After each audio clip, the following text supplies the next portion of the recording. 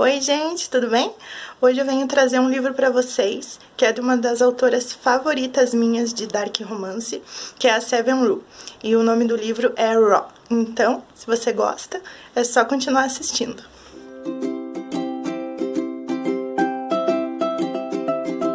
Então, gente, essa autora, a Seven Rule, ela escreve bastante livro polêmico. Ela é bem conhecida pelos romances dark dela e são romances muito pesados. Foi o romance dark mais pesado, mais forte assim, que eu conheci ultimamente. Então, o nome do livro é Raw, que quer dizer cru, né, traduzindo. Ele tem uma continuação. Tem 3 livros, na verdade, eu só li o primeiro, e assim, eu vou tentar trazer sem spoiler, mas é bem forte. A autora, ela já coloca no começo do livro que os avisos dela. Então, assim, tem vários gatilhos, vários avisos. Então, se você se sente incomodado com alguns desses gatilhos, por mínimos que pareçam, ela já pede para você não ler, porque a obra dela é bem pesada. Então, gente, essa autora, a Seven Rule, ela escreve bastante livro polêmico. Ela é bem conhecida pelos romances dark dela e são romances muito pesados. Foi o romance dark mais pesado, mais forte assim, que eu conheci ultimamente. Então, o nome do livro é Raw, que quer dizer cru, né, traduzindo. Ele tem uma continuação.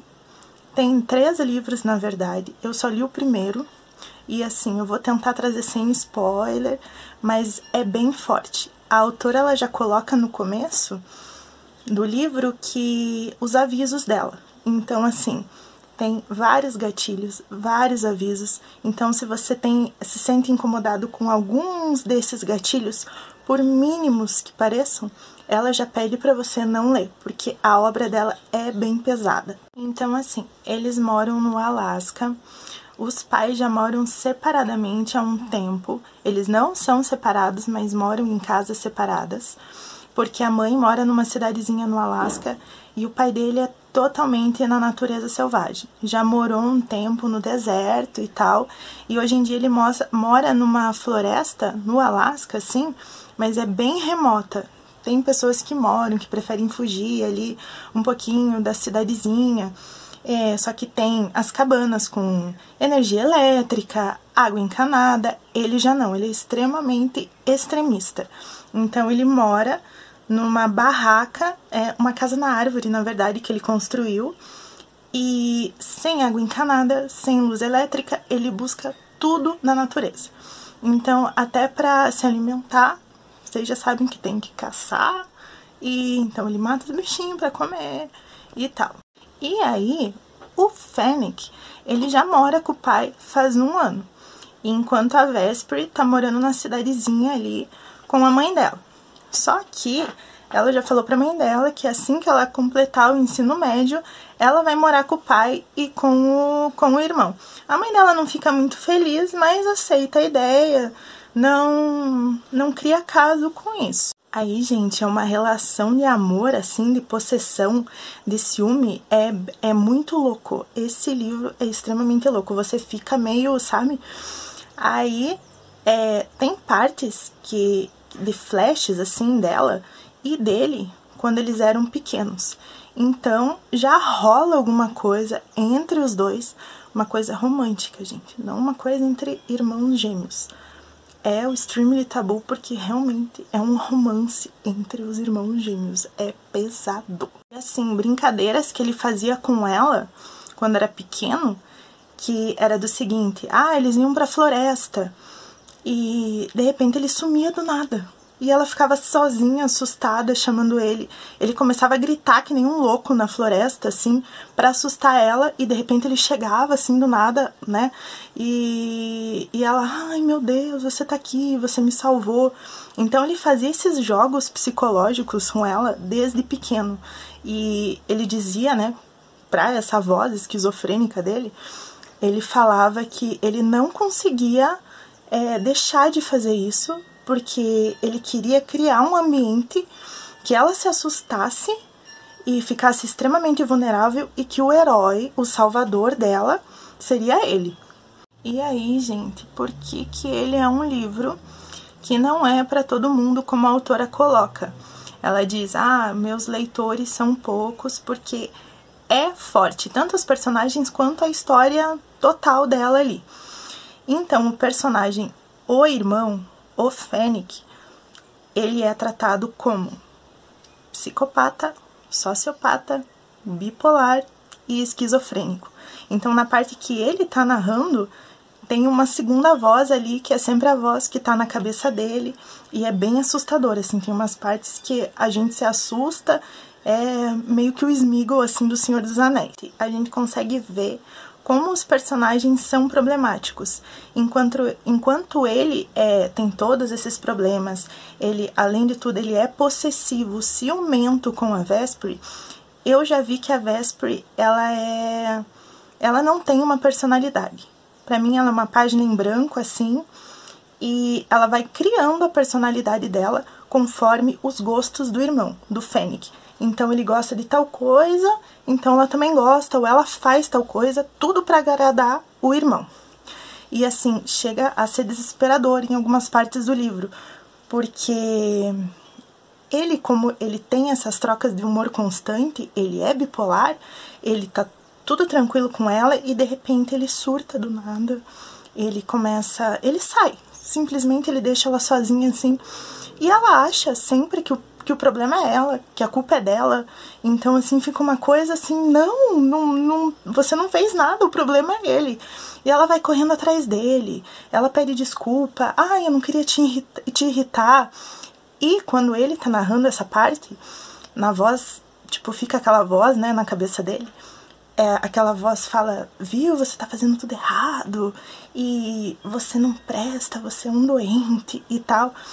E ele conversa com essa voz e ele fala, eu sei que eu tô fazendo isso, mas eu faço isso justamente porque eu não consigo deixar de, tipo, judiar dela, sabe? Só que ele também ama ela. O livro é narrado tanto entre o Fennec, com o que ele pensa, quanto a Vespri.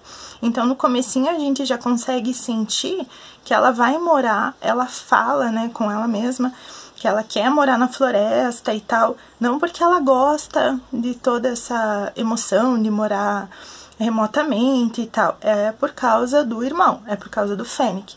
Então já tem um romance ali, é muito romantizado a relação dos dois já no comecinho, tanto do Fennec quanto da Vespri. E daí, gente? Como é um dark romance? Um extremely tabu. Existe um incesto. É óbvio que vai rolar cenas mais quentes entre os dois.